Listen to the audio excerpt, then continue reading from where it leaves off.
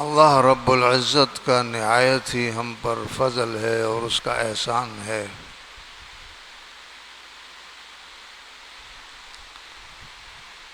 کہ ہم نے مسلمان گھرانے میں آنکھ کھولی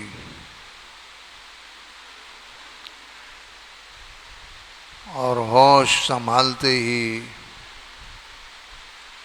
قرآن سے، نماز سے، روزہ سے اور اسلام کی دیگر ارکان سے اور اعمال سے وابستگی ہوئی۔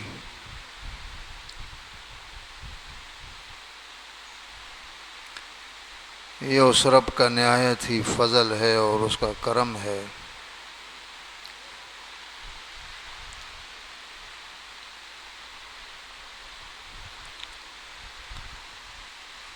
لیکن انسان چونکہ ناشکرہ واقع ہوا ہے، اسے اللہ رب العالمین کی نعمتوں کی قدر نہیں،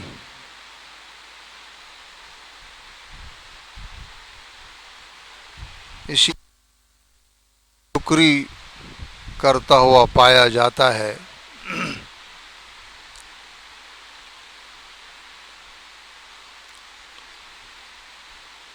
اسلام میں اللہ رب العزت نے ہر انسان کے لیے نہ صرف یہ کہ دنیاوی بلکہ اخروی بہت سی کامیابیاں اور کامرانیاں رکھ دی ہیں۔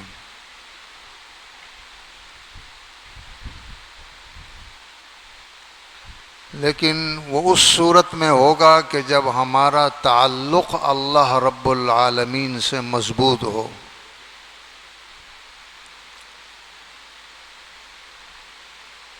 جب تک اللہ رب العزت سے ہمارا تعلق ایسا نہیں ہو جاتا جس طرح کہ خالق کا اور معبود کا بندے سے ہوتا ہے اور بندے کا معبود سے ہوتا ہے، اس وقت تک یہ کامیابیاں اور کامرانیاں ملنا مشکل ہے۔ میرے عزیز دوستو، ایمان کے بعد اور کلمہ توحید کے اقرار کے بعد اللہ سے مضبوط تعلقات استوار کرنے کا سب سے بڑا جو ذریعہ ہے وہ نماز ہے۔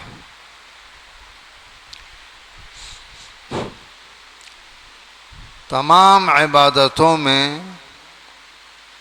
سب سے اعلیٰ، ارفع اور افضل عبادت اگر ہے تو وہ کیا ہے؟ نماز ہے۔ مگر بڑے افسوس کے ساتھ کہنا پڑتا ہے کہ ہم بحیثیت مسلمان ہونے کے اور باوجود مسلمان ہونے کے المیہ یہ ہے کہ میرے خیال سے 90% لوگ تو نماز پڑھتے ہی نہیں ہیں۔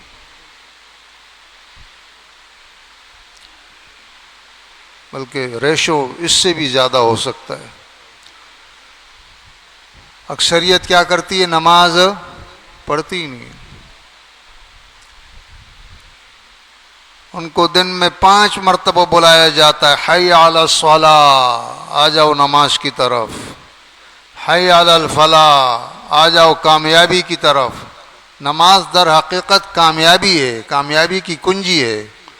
اسی لیے آواز آتی ہے کہ آ جاؤ کامیابی کی طرف، تو جوں تک نہیں رینگتی ہے اکثریت لوگ۔ ان کی پرواہ ہی نہیں کہ کہیں سے آواز آ رہی ہے، کوئی بلا رہا ہے۔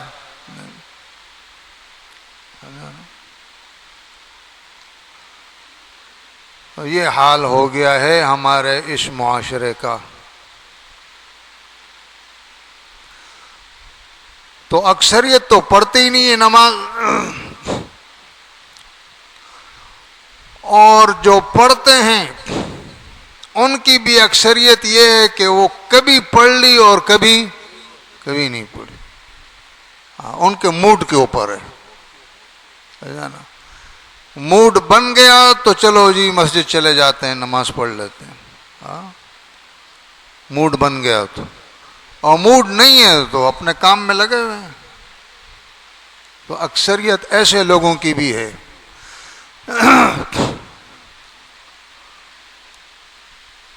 اور بعض وہ لوگ جو نماز کے پابند ہیں، نماز کے پابند ہیں، پابند تو ہیں لیکن ان کی نماز نہیں ہے. نماز تو پڑھ رہے ہیں، پانچوں وقت پڑھ رہے ہیں، 5 وقت مسجد میں آتے ہیں، لیکن نماز نہیں.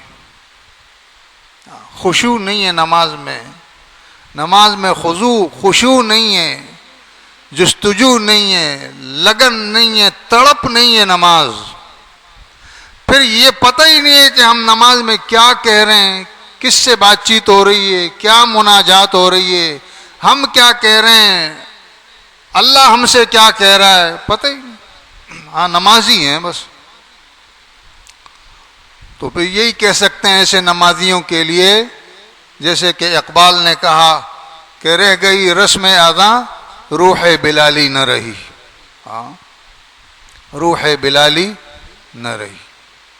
نمازی تو ہیں لیکن پتہ نہیں ہے ہم نماز میں کیا پڑھ رہے ہیں اور کس طرف جا رہے ہیں، اور نماز میں ہمارے کیا کلمات ہیں، اس کا مقصد کیا ہے، اور ہم میں ریٹرن میں کیا جواب مل رہا ہے، کوئی پتہ نہیں.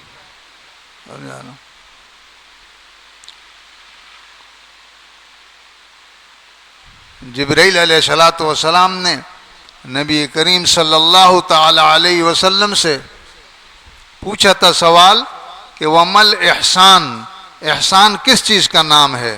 تو آپ نے فرمایا ان تعبد اللہ کأنک تراہ فإن لم تکن تراہ فإنہ یراک. احسان تو یہ ہے، حسن یہ ہے کہ تم جب نماز پڑھو، عبادت کرو تو اس انداز سے کرو کہ گویا تم اللہ کو اپنی آنکھوں سے دیکھ رہے ہو. فَإِن لَمْ تَكُنْ تَرَاهُ، اگر تمہیں یہ درجہ حاصل نہیں ہے، تمہیں یہ مقام حاصل نہیں ہے، تو پھر کم از کم اتنا تو ہو کہ فَإِنَّهُ يَرَاكَ، وہ تمہیں دیکھ رہا ہے. ہاں تو میں ان کی بات کر رہا ہوں کہ جو نماز کے پابند ہیں، نماز پڑھ رہے ہیں، مسجد میں آتے ہیں 5 وقت، لیکن کیا ہے کہ ان کی نماز میں وہ لگن، وہ تڑپ، وہ جستجو، وہ خشوع، وہ خضوع، وہ چیز نہیں ہے، پتہ ہی نہیں ہے. نبی کریم صلی اللہ علیہ وسلم نے دیکھا کہ ایک صاحب نماز پڑھ رہے ہیں، اس نے نماز ختم کی، آپ نے اس کو بلایا اور بلا کر کہا ارجع فصلی فإنک لم تصلی، جاؤ دوبارہ نماز پڑھو، تم نے تو نماز پڑھی نہیں. وہ پھر گیا، اس نے پھر نماز پڑھی، پھر سلام پھیر کے جب ختم کی، آپ نے پھر کہا ارجع فصلی فإنک لم تصلی، دوبارہ نماز پڑھو. اس نے دوبارہ پڑھی، آپ نے پھر یہی کہا. اس نے تیسری بار پڑھی، آپ نے پھر یہی کہا. اب وہ آیا کہ یا رسول اللہ صلی اللہ علیہ وسلم، مجھے تو بس یہی کچھ آتا تھا جو میں نے پڑھ لیا ہے، باقی آپ مجھے بتا دیں نماز کیسے پڑھیں. تو نبی کریم صلی اللہ علیہ وسلم نے باقاعدہ اس کو نماز پڑھ کر بتلایا اور سکھلایا کہ اس طرح سے قیام ہونا چاہیے، اس طرح سے قومہ ہونا چاہیے، اس طرح سے سجدہ ہونا چاہیے، ایسے رکوع ہونا چاہیے، سارا.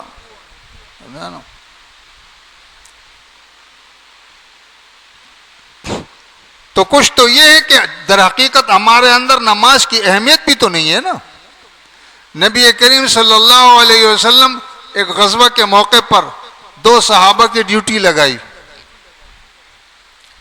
کہ بھئی دشمن چاروں طرف پھیلا ہوا ہے، ایسے نہیں کہ سارے غفلت میں ہوں اور ہم پہ حملہ ہو جائے، تم پہرا دو. وہ دونوں صحابی کی ڈیوٹی لگائی، وہ پہرا دے رہے ہیں، باقی سب سو گئے. تو ان دونوں نے آپس میں مشورہ کیا کہ دیکھو بھئی ہم دونوں جاگ رہے ہیں، ہو سکتا ہے کہ ہم کو بھی نیند آ جائے، تو ایسا کرتے ہیں کہ شروع میں آپ پہرا دیں، میں سو جاتا ہوں. دوسرے ساتھی نے کہا میں سو جاتا ہوں، جب اس وقت تک آپ پہرا دیں، پھر آپ مجھے جگا دینا آخر رات میں، تو پھر میں پہرا دوں گا اور آپ سو جانا. کہا ٹھیک ہے جی.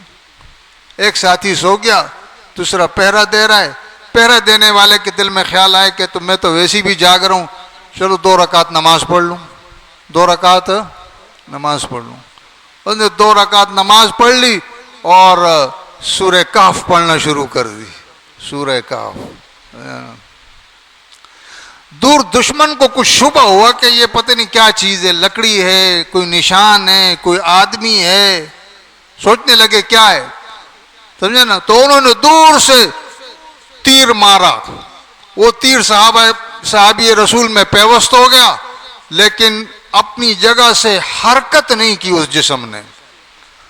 بڑے حیران ہوئے, سمجھے کہ بھئی کوئی لکڑی ہوگی, انسان تو نہیں ہوگا. چلو ایک اور تیر مارو. ایک اور تیر مارا, وہ بھی جسم میں پیوست ہوا, خون کے فوارے چھوٹے ہوئے, لیکن صحابی رسول کے جسم میں حرکت نہیں ہوئی. تو وہ سمجھے کوئی نشان ہے, کوئی لکڑی ہے. چلو ادھر جو ہے نا وہ صحابی جاگ گیا جو سو رہا تھا, اور جب اس نے دیکھا کہ ساتھی خونم خون ہے, کہنے لگے او اللہ کے بندے خون بہ رہا ہے, تم مجھے آواز دے دیتے. اس نے کہا تمہیں کیسے آواز, مجھے پتہ ہی نہیں چلا. میں تو سورہ کہف کی تلاوت کر رہا تھا اور اس میں اتنا لطف تھا کہ پورا جسم بھی کٹ جاتا تو میری پرواہ نہیں تھی. ایک نماز یہ تھی, ایک نماز یہ تھی. سمجھا نا بھائی. ایک ہماری نماز ہے, سمجھا نا, گرد و پیش کا جائزہ لے رہے, ادھر بھی دیکھ رہے ہیں, ادھر بھی دیکھ رہے ہیں, ادھر بھی دیکھ رہے ہیں. ہاں, ساری مسجد کا جائزہ لے رہے ہیں. ہاں, تو جو پابند ہیں ان کی نمازوں کا یہ حال ہے. جو پابند ہے, اس کی وجہ کیا ہے؟ اس کی وجہ یہ کہ نماز میں جو الفاظ ہم پڑھ رہے ہیں ان الفاظ کا ہم کو نہیں پتہ ہے. ان الفاظ کا ہمیں نہیں معلوم ہے. تو اس لیے نہ وہ خشوع ہے, نہ خضوع ہے, نہ لگن ہے, نہ تڑپ ہے, نہ مزہ آ رہا ہے. ہاں, یہ تو بالکل ایسے ہی ہو گیا کہ کسی بس میں ہم بیٹھ گئے اور کنڈکٹر کو ٹکٹ بھی دے دیا ہے, یہ نہیں پتہ ہے کہاں جا رہے ہیں. ہاں, منزل کا نہیں پتہ ہے, بس بیٹھ گئے, بس جہاں بھی لے جائے.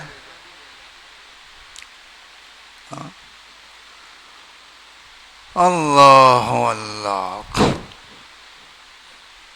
میرے دوستو, نماز بہت عظیم عبادت ہے اللہ رب العالمین کی. یہ اللہ سے تعلق جوڑنے کی ایک سب سے بڑا ذریعہ جو ہے نا وہ نماز ہے. نبی کریم صلی اللہ تعالی علیہ وسلم نے فرمایا لا سہم فی الاسلام ممن لا صلاۃ لہ.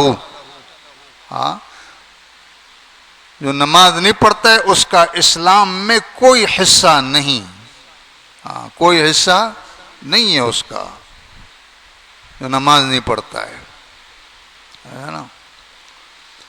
ایک اور حدیث میں ہے آپ صلی اللہ علیہ وسلم نے فرمایا کہ من ترک الصلاۃ متعمدا فقد کفر. جس نے جان بوجھ کر نماز ترک کر دی وہ کفر کی سرحد تک پہنچ گیا. کفر کی سرحد تک پہنچ گیا جس نے جان بوجھ کر نماز ترک کر دی. نا, صحابہ اکرام فرماتے تھے کہ ہم میں اور کافر میں کیا فرق تھا نماز کا. ہم نماز پڑھتے تھے, وہ نماز نہیں پڑھتے تھے, یہ فرق.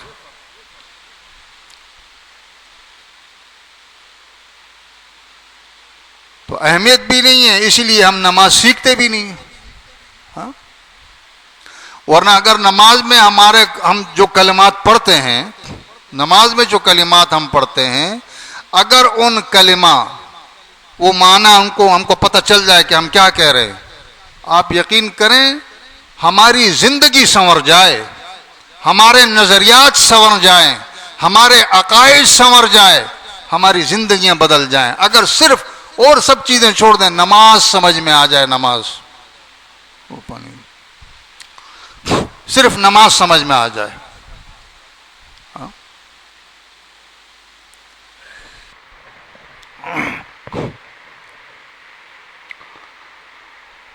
مثلا آپ نے نماز کی نیت باندھی, اور تکبیر تحریمہ کہی اللہ اکبر،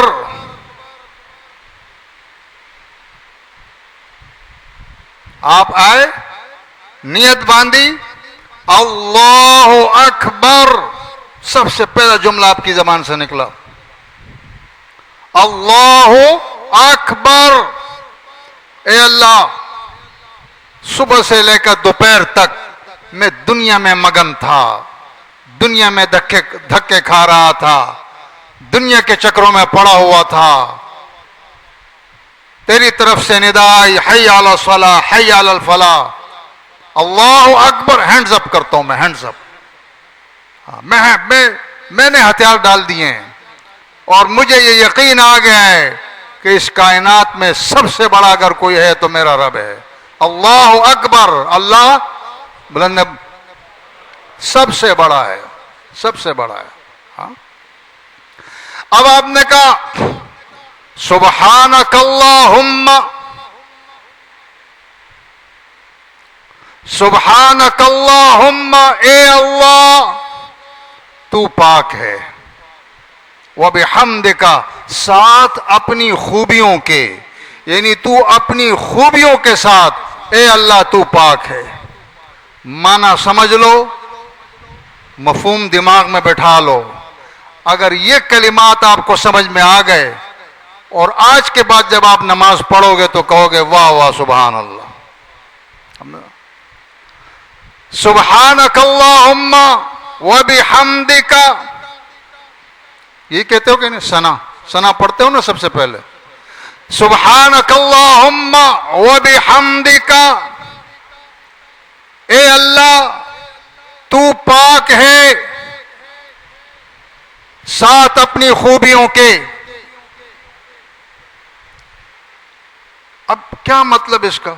اے اللہ تو پاک ہے، اللہ کی پاکی کی نوعیت کیا ہے؟ کس سے پاک ہے؟ کیسے پاک ہے؟ تو ہم روز مرہ کی بولی میں بولتے ہیں یہ کپڑا پاک ہے، بولتے ہیں کہ نہیں بولتے؟ یہ رومال میرا پاک ہے، یہ قالین پاک ہے، یہ جائے نماز پاک ہے، یہ فرش پاک ہے، بولتے ہیں نا؟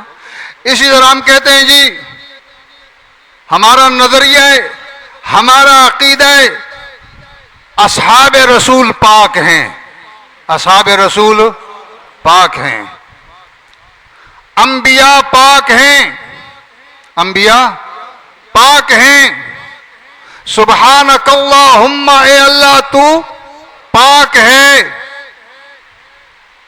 تو کیا یہ جتنی چیزیں میں نے کہیں ان سب کی پاکیوں کی نوعیت ایک ہی ہے یا الگ الگ ہے؟ ظاہر ہے جب میں بولتا ہوں کہ کپڑا پاک ہے، رومال پاک ہے، قالین پاک ہے، یہ فرش پاک ہے، تو اس کا مطلب ہوگا نجاستوں سے پاک ہے، غلاظتوں سے پاک ہے، گندگیوں سے پاک ہے، یہ مقصد ہوگا۔ جب ہم کہتے ہیں کہ صحابہ اکرام پاک ہیں تو مطلب کیا ہے؟ صحابہ اکرام طعن و تشنیع سے پاک ہیں، تنقید سے پاک ہیں کہ نہیں؟ بولنا آواز سے، ہاں؟ صحابہ اکرام پاک ہیں، کس سے؟ طعن و تشنیع سے، پاک ہے اس سے کہ ان کی برائی کی جائے، پاک ہے اس سے صحابہ کے ان پر انگلی اٹھائی جائے، پاک ہے اس بات سے صحابہ اکرام کے ان پر تنقید کی جائے۔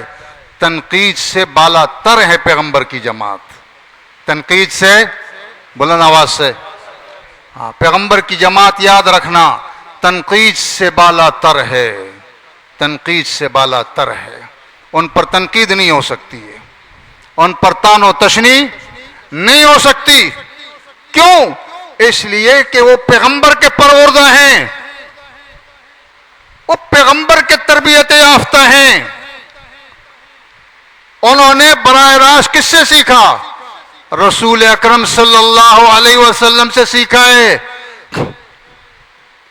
اگر آج میرا کوئی شاگرد اس پر انگلی اٹھاتا ہے، یہ عجیب آدمی ہے، یہ ایسا ہے، یہ ویسا ہے، یہ مولانا کا شاگرد ہے، تو شاگرد کی تو برائی ہو رہی ہے، ایمانداری سے بتاؤ استاد پر بھی بات آ رہی ہے کہ نہیں آ رہی ہے؟ بلند آواز سے، تم پڑھے لکھے لوگ ہو بھائی، سمجھتے ہو بات کو، استاد بھی ہٹ ہو رہا ہے کہ نہیں ہو رہا ہے؟ فلاں استاد کا شاگرد ہے یہ، ہاں یہ دیکھو اس کو گلی کوچوں میں گھومتا ہے، فلاں استاد کا شاگرد ہے، استاد پہ حرف آ رہا ہے کہ نہیں آ رہا ہے؟ خدا کی قسم جو صحابہ پر تنقید کرتے ہیں وہ در حقیقت میرے رسول پہ تنقید کر رہے ہیں۔ میرے رسول پہ حرف آتا ہے کہ نہیں آتا ہے؟ ایمانداری سے بتاؤ بھئی، پیغمبر کی جماعت کس کی پروردہ ہے؟ پیغمبر علیہ الصلوۃ والسلام کی پروردہ ہے، ان سے سیکھا ہے۔ صحابہ کس کے شاگرد ہیں؟ محمد کریم صلی اللہ تعالی علیہ وسلم کے شاگرد ہیں۔ ہاں، اس لیے ہم کہتے ہیں صحابہ اکرام پاک ہیں، کس چیز سے؟ تنقید سے، تنقید سے، تان و تشنیع سے بالا تر ہے صحابہ اکرام۔ وجہ یہ ہے کہ وہ نبی علیہ الصلوۃ والسلام کی صحبت ان کو حاصل ہوئی ہے۔ ہاں؟ یہ کیسی زبانیں ہیں، مجھے حیرت ہوتی ہے، ہاں؟ یہ کیسی زبانیں ہیں، ہاں؟ یہ کیسے قلم ہے جو صحابہ پہ چلتے ہیں بھائی، شرم ان کو نہیں آتی؟ اور بھئی اگر تم کو صحابہ سے حیا نہیں آتی ہے تو رسول سے تو حیا کر لو، کیونکہ ان کی نسبت کس سے؟ اللہ کے رسول سے ہے نا بھائی، ان کی نسبت کس سے؟ تو رسول سے ہی شرما لو، رسول ہی کی عزت کر لو۔ حضرت عائشہ کون ہے؟ پیغمبر کا وقار ہے، پیغمبر کی عزت ہے، پیغمبر کی پگڑی ہے، اس بستر پر پیغمبر پر وحی کا نزول ہوتا ہے، پیغمبر سے ہی شرما لو اگر وہاں شرم نہیں آ رہی ہے تو۔ ہاں، کیسے لوگ ہیں، کتنی بڑی جرت کرتے ہیں، ہاں؟ ایسی مقدس جماعت پر تنقید، ایسی مقدس جماعت پر زبان چلا رہے ہیں، ایسی مقدس جماعت پر قلم چلتا ہے، تمہارے قلموں کو آگ کیوں نہیں لگتی ہے؟ تمہاری زبانیں گم کیوں نہیں ہوتی ہیں؟ تمہاری آوازیں اللہ بند کیوں نہیں کرتا ہے بھائی؟ کوئی شرم ہوتی ہے، کوئی حیا بھی کوئی چیز ہوتی ہے کہ نہیں ہوتی ہے؟ ہاں؟ اللہ اللہ، یہ تو وہ جماعت ہے جنہوں نے اپنا تن من دھن سب کچھ میرے رسول پہ قربان کر دیا۔ ہاں؟ تن من دھن سب قربان کر دیا اپنے رسول پر، یہ وہ جماعت ہے۔ ہاں، یہ وہ جماعت ہے۔ ابو بکر صدیق رضی اللہ تعالی عنہ غار ثور میں ہیں، نبی کریم صلی اللہ تعالی علیہ وسلم ساتھ میں ہیں، دشمن تعاقب کرتے کرتے سر پر پہنچ گیا۔ ابو بکر صدیق رضی اللہ تعالی عنہ نے عرض کیا، اے اللہ کے رسول، دشمن اگر اپنے پاؤں کی طرف دیکھ لے تو ہم ان کو نظر آ جائیں گے۔ اذ یقول لصاحبہ، قرآن کہتا ہے کم سے کم قرآن تو پڑھ لو، تنقید کرنے سے پہلے اللہ کے قرآن کا مطالعہ تو کرو۔ اذ یقول لصاحبہ لا تحزن ان اللہ معنا، قرآن کہتا ہے کہ جب ابو بکر صدیق رضی اللہ عنہ نے کہا کہ دشمن تو سر پر پہنچ گئے، تو نبی کریم صلی اللہ علیہ وسلم نے اذ یقول لصاحبہ، اپنے ساتھی سے کہا، اپنے دوست سے کہا، اپنے سنگی سے کہا، اپنے یار سے کہا، اپنے محبوب سے کہا، اذ یقول لصاحبہ، اپنے پارٹنر سے کہا، لا تحزن، کیا کہا؟ لا تخف نہیں کہا۔ ایک ہوتا ہے حزن جس کو غم کہا جاتا ہے، ایک ہوتا ہے خوف جو خوف کے معنی میں آتا ہے۔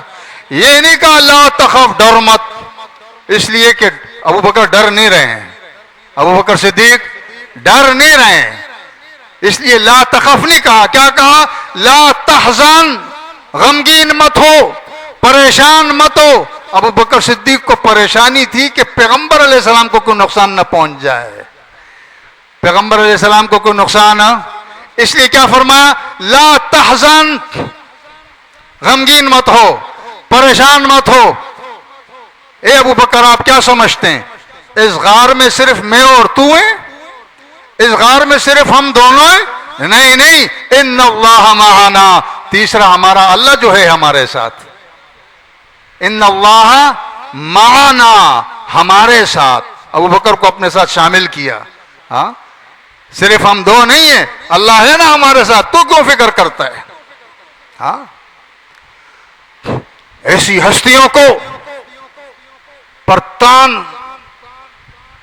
زبان لمبی کی جائے اور قلم چلایا جائے اور تنقید کی جائے اور برا بھلا کہا جائے، میں کہتا ہوں یہ ان کا کیا حال ہوگا اللہ کے دربار میں؟ کیا منہ لے کے جائیں گے؟ کیا منہ لے کے جائیں گے؟ یہ تو وہ جماعت ہے جنہوں نے پیغمبر پر اپنا آپ کو نچھاور کیا ہے بھائی. اور پھر خود اللہ رب العالمین ان کے بارے میں کیا کہہ رہا ہے؟ اللہ رب العالمین ان کے بارے میں کہہ رہا ہے، کبھی کہہ رہا ہے اولئک هم المفلحون، یہ کامیاب لوگ ہیں. کبھی اللہ کہہ رہا ہے اولئک هم الراشدون، یہی تو ہیں بلندی چلنے والے اور بڑے مرتبے پر پہنچنے والے. اولئک هم الفائزون، یہی تو ہے کامیابیوں کی منازل طے کرنے والے. اولئک هم الصادقون، یہی تو ہیں اس دنیا میں جو سچے لوگ ہیں. اولئک هم خیر البریہ، یہی تو ہیں اس دنیا کے سب سے اعلیٰ عرفہ اکمل لوگ. خود قرآن کہتا ہے یہی تو ہیں اولئک حزب اللہ، جو اللہ کا لشکر ہے، اللہ کی جماعت ہے. ہم الغالبون، فتح ان کے قدم چومے گی، یہی تو وہ جماعت ہے. وَكُلٌّ وَعَدَ اللَّهِ الْحُسْنَى، اللہ کہتا ہے یہی تو وہ لوگ ہیں جن کے ساتھ میرا وعدہ ہے کہ جاؤ تم سب جنتی ہو، جاؤ تم سب جنتی ہو. یہی وہ لوگ ہیں جن کے لیے رب نے کہا رضی اللہ عنہم ورضوا عنہ، آج کے بعد اللہ تم سے راضی ہو چکا اور تم اپنے رب سے راضی ہو چکے ہو. یہ وہ جماعت ہے، یہ وہ جماعت ہے. تو تم ان پر تنقید کرتے ہو، تم ان پر قلم چلاتے ہو، تو تم خدا کو کیا جواب دو گے؟ تم کیا جواب دو گے خدا کو؟ اور تو اور نہ تمہیں اللہ سے شرم آئی، نہ تمہیں اللہ کے رسول سے شرم آئی.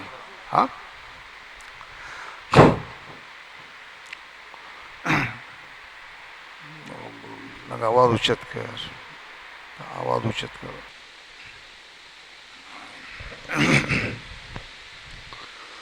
اللہ اللہ. فرمایا اولئک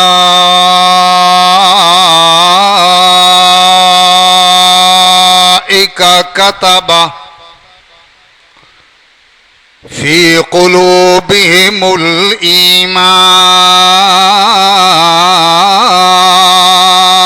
الایمان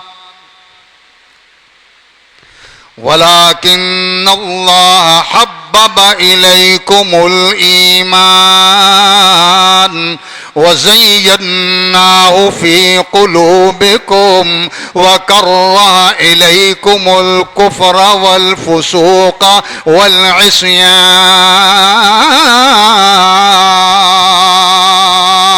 أولئك كتب فی قلوبہم الایمان.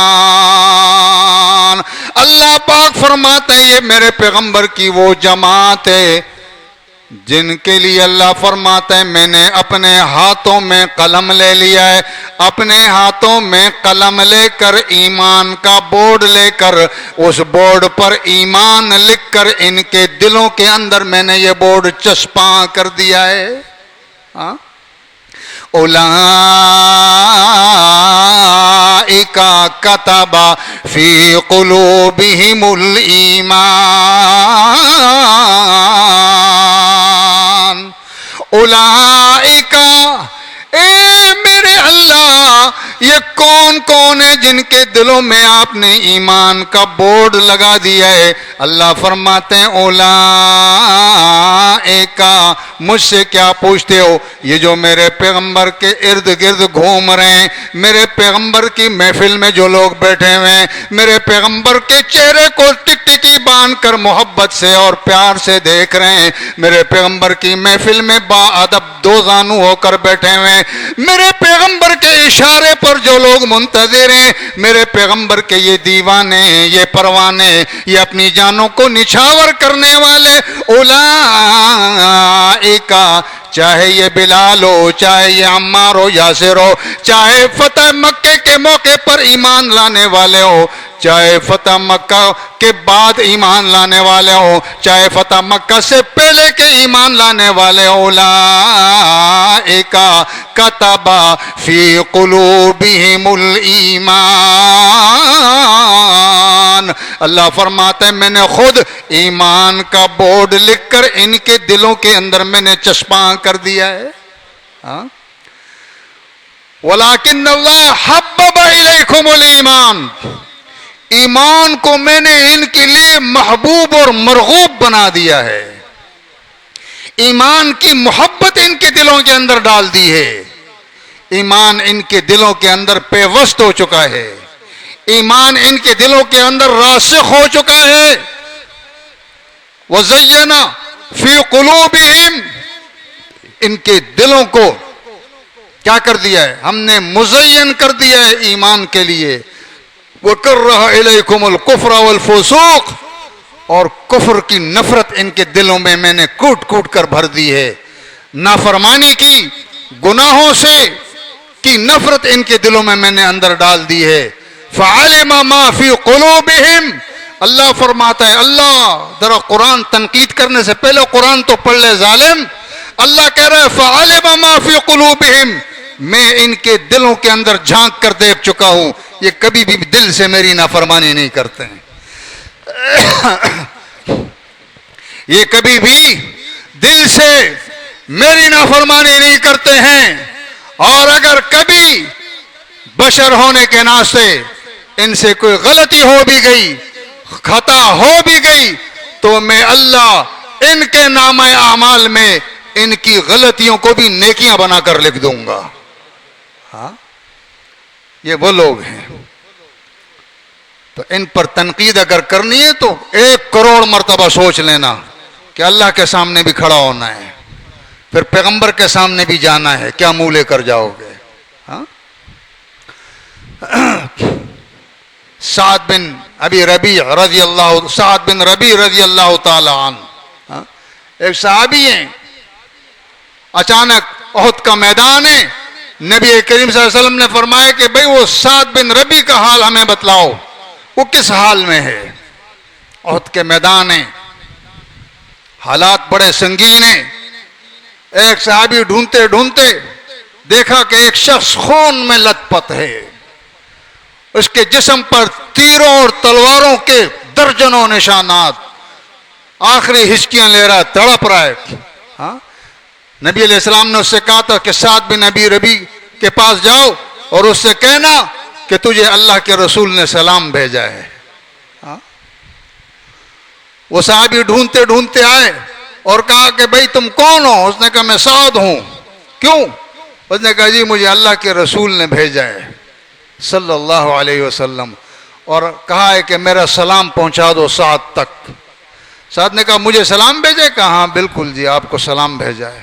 تو وہ جو آخری ہچکیاں لے رہا ہے اس میں اتنی توانائی پیدا ہو گئی کہ اٹھ کے بیٹھ گئے اور خوش ہو گئے کہ اللہ کے رسول صلی اللہ علیہ وسلم نے مجھے سلام بھیجا ہے، کاش کہ میرے اندر ابھی اتنی طاقت ہوتی، میرے اندر اتنی قوت ہوتی تو میں اٹھ کے اللہ کے رسول صلی اللہ علیہ وسلم کی خدمت میں حاضر ہو جاتا۔ ہاں میرے دوستو، یہ وہ جماعت ہے جنہوں نے اپنے آپ کو قربان کیا ہے، ان پر تنقید کرنے سے پہلے خدا تم کو پکڑتا کیوں نہیں ہے پتہ نہیں، ہاں تمہاری شکلیں مسخ کیوں نہیں ہوتی ہیں کہ تم اللہ کے رسول کے اتنی مقدس جماعت پر بھونکتے ہو۔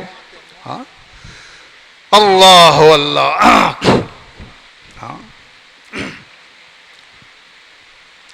تو میرے دوستوں، میں عرض یہ کر رہا تھا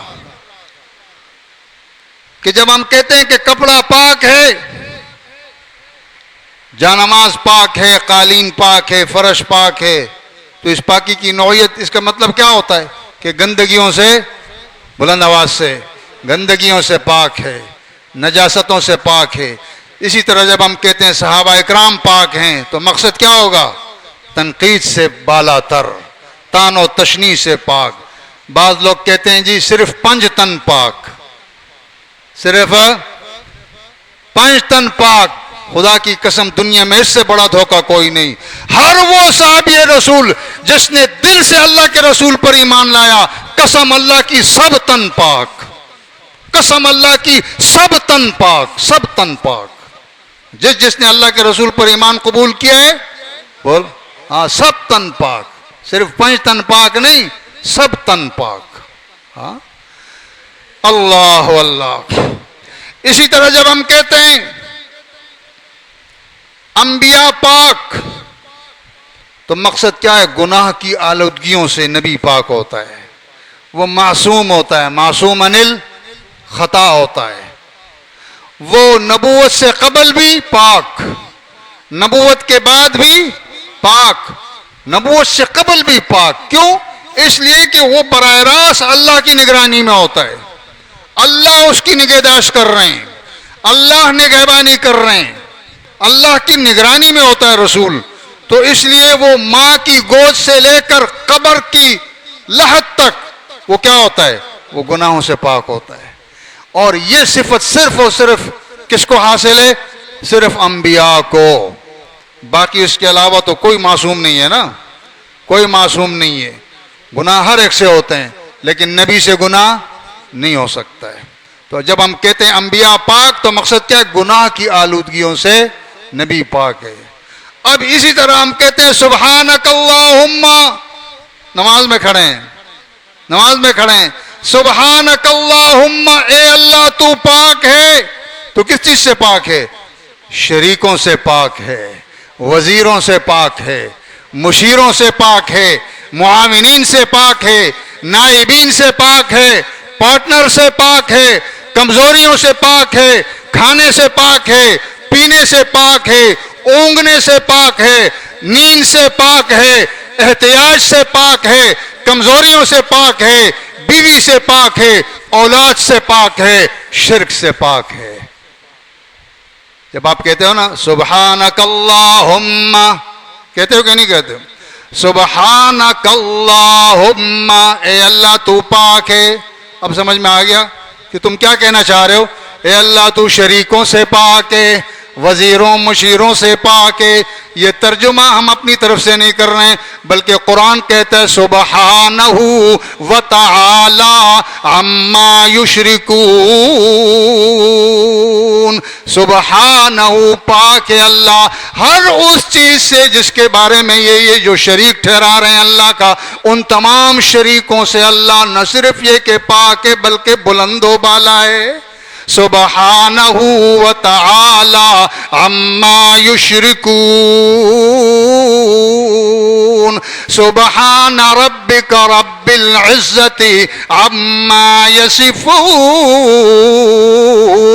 تیرا رب جو عزت والا ہے وہ پاک ہے ہر ان باتوں سے جو یہ مشرکین بتلا رہے ہیں، جو یہ مشرکین ان باتوں، ان تمام باتوں سے پاک ہے۔ اس لیے جب ایک نمازی کہتا ہے سبحانک اللہم، اے اللہ تو پاک ہے، یہ وعدہ کر رہا ہے، یہ اقرار کر رہا ہے کہ نہیں کر رہا ہے؟ نماز میں کہہ رہا ہے اے اللہ تو پاک ہے، تو شریک ہو، تیرا کوئی شریک نہیں، تیرا کوئی پارٹنر نہیں، تیرا کوئی وزیر نہیں۔ قل ان کان للرحمن ولد فانا اول العابدین۔ اے میرے پاک پیغمبر اپنی زبان مبارک سے اعلان کر دیجئے ان کان للرحمن ولد، میرے اللہ نے اپنے لیے کوئی بیٹا نہیں بنایا، کوئی متبنہ نہیں بنایا، کوئی وزیر نہیں بنایا، کوئی مشیر نہیں بنایا، کوئی پارٹنر نہیں بنایا۔ ان کان للرحمن ولد، بفرض محال اگر میرے رب نے کوئی وزیر بنایا ہوتا، کوئی مشیر بنایا ہوتا، کوئی بیٹا متبنا لے پالک بنایا ہوا ہوتا تو کیا ہوتا؟ فَأَنَا أَوَّلُ الْعَابِدِينَ، سب سے پہلے اللہ کے پیغمبر فرماتے ہیں میں اس کی عبادت کرتا، میں اس کے آگے رکوع کرتا، میں اس کے آگے سجدے کرتا. لیکن تم دیکھ رہے ہو کہ میرے رکوع اور سجدے تو صرف اور صرف کس کے لیے ہیں؟ إِن كَانَ لِلرَّحْمَنِ وَلَدٌ فَأَنَا أَوَّلُ الْعَابِدِينَ. اس لیے نمازی کہتا ہے سبحانک اللہم وبحمدک، اے اللہ تو پاک ہے شریکوں سے، وزیروں سے، تیرا کوئی پارٹنر نہیں، تو معبود برحق ہے، تو اکیلا ہے، اکیلا حاجت روا ہے، اکیلا خالق اور مالک ہے. نماز میں نمازی یہ وعدہ کرتا ہے، یہ اقرار کرتا ہے سبحانک اللہم. جب یہ اقرار ایک نمازی دل سے کرے گا تو پھر اس کی نماز بنے گی، پھر اس کی نماز اس کو پتہ ہوگا کہ میں کیا کہہ رہا ہوں، میں کیا کہہ رہا ہوں، کون سا وعدہ اللہ سے کر رہا ہوں. اور ایک اور، آپ تو وقت بھی ہو گیا ہے، آخری بات کہتا ہوں. اس میں دو الفاظ ہیں سبحانک اللہم و بحمدک، دو. ایک کیا ہے؟ سبحان اللہ. دوسرا یعنی ایک لفظ ہے سبحانہ، اور دوسرا کیا ہے؟ و بحمدی، حمد. یہ دو الفاظ آپ کو پتہ ہے کتنے عظیم ہیں، کتنے عظیم ہیں. یہ بات تو ابھی ختم نہیں ہوئی ہے، اگلے جمعے انشاءاللہ کریں گے. یہ تو ایک ترجمہ میں نے کیا ہے، لیکن میں یہ بتا رہا ہوں کہ یہ سبحانہ اور وبحمدک یہ کتنے عظیم کلمات ہیں. نبی کریم صلی اللہ تعالی علیہ وسلم نے فرمایا من قال سبحان اللہ وبحمدہ 100 مرتن، جس نے 100 مرتبہ سبحان اللہ وبحمدہ سبحان اللہ العظیم، جس نے 100 مرتبہ یہ کلمات کہے، اللہ کے رسول نے فرمایا 1,24,000 نیکیاں ان کے نامہ اعمال میں لکھ دی جاتی ہیں. سبحان اللہ وبحمدہ کہو نا، سبحان اللہ العظیم. جس نے 100 مرتبہ یہ تسبیح پڑھ لی تو کیا ہوگا؟ 1,24,000 نیکیاں اس کے نامہ اعمال میں درج ہو گئیں. ایک اور حدیث عن ابی ہریرہ رضی اللہ عنہ عن النبی صلی اللہ تعالی علیہ وسلم قال کلمتان خفیفتان علی اللسان ثقیلتان فی المیزان حبیبتان الی الرحمن سبحان اللہ وبحمدہ سبحان اللہ العظیم. امام بخاری رحمہ اللہ اپنی شورۂ آفاق کتاب بخاری شریف میں سب سے آخر میں اس حدیث کو لائے، اور اس میں اللہ کے رسول صلی اللہ علیہ وسلم نے فرمایا کہ دو کلمے کلمتان، کلمتن ایک کلمہ، کلمتان دو کلمے، کلمتان خفیفتان علی اللسان، دو کلمے ایسے ہیں جو ادائیگی میں نہایت آسان، ادائیگی میں نہایت آسان، نہایت ہلکے کہنے میں، نہایت ہلکے آسان، مگر ثقیلتان فی المیزان، جب حشر کے میدان میں اعمال کا وزن کیا جائے گا تو یہی دو کلمے سب پہ بھاری ہوں گے.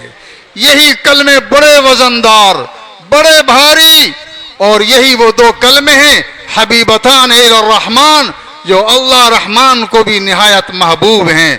اللہ رحمان کو بھی یہ دو کلمے نہایت پسندیدہ ہیں. وہ دو کلمے کیا ہیں؟ سبحان اللہ وبحمدہ سبحان اللہ العظیم. یہ دو کلمے میرے دوستو ان کو یاد کر لو، بلکہ یاد ہو گئے ہوں گے، کون سا مشکل ہے. سبحان اللہ وبحمدہ سبحان اللہ العظیم. یہ ایک تسبیح اگر آپ نے پڑھ لی تو آپ کا بیڑا پار. جس طرح اللہ کے رسول نے فرمایا من قال لا الہ الا اللہ دخل الجنہ، جس نے دل کی گہرائیوں سے اللہ کی توحید کے اقرار کیا وہ جنت میں داخل ہوگا، وہ جنت میں داخل ہوگا. مگر اس لا الہ الا اللہ کو دوسرے مقام پر آپ نے تشریح کر کے بتایا کہ من قال لا الہ الا اللہ خالصا من قلبه ونفسه، جس نے دل کے اندر سے خالص اللہ کو معبود مانا، شرک سے پاک اور صاف، شرک کی ملاوٹ سے پاک خالص اللہ کو مانا، اللہ کی توحید کا اقرار کیا، دخل الجنہ، اللہ پاک اس کو بہشت بری میں داخل کرے گا۔ دعا کرو اللہ پاک ہمیں عمل کرنے کی توفیق عطا فرما دے۔ وآخر دعوانا الحمدللہ رب العالمین۔